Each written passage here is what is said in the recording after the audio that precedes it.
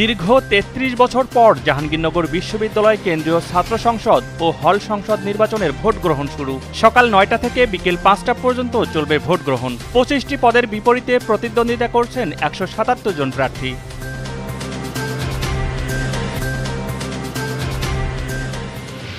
জাহাঙ্গীরনগর বিশ্ববিদ্যালয়ের কেন্দ্রীয় শিক্ষার্থী সংসদ নির্বাচন ঘিরে ঝুঁকির কোনো আশঙ্কা নেই বলে জানিয়েছেন ঢাকা জেলার police super SP Mohammad Anisuzzaman.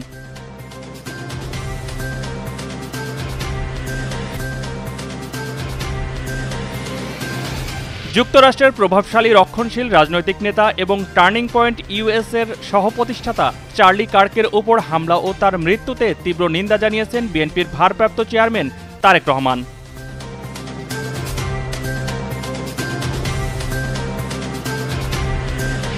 কাতারে ইসরায়েলি হামলার তীব্র নিন্দা জানিয়েছেন সৌদি যুবরাজ মোহাম্মদ বিন সালমান। সেই সাথে তেল আবিবের আগ্রাসন বন্ধে আন্তর্জাতিক সম্প্রদায়ের প্রতি পদক্ষেপের আহ্বান জানান তিনি।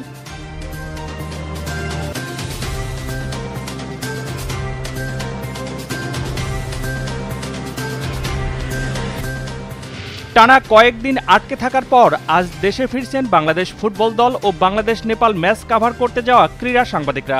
সকালে নেপালের ত্রিভুবন এয়ারপোর্টে পৌঁছেছে বাংলাদেশ ফুটবল দল।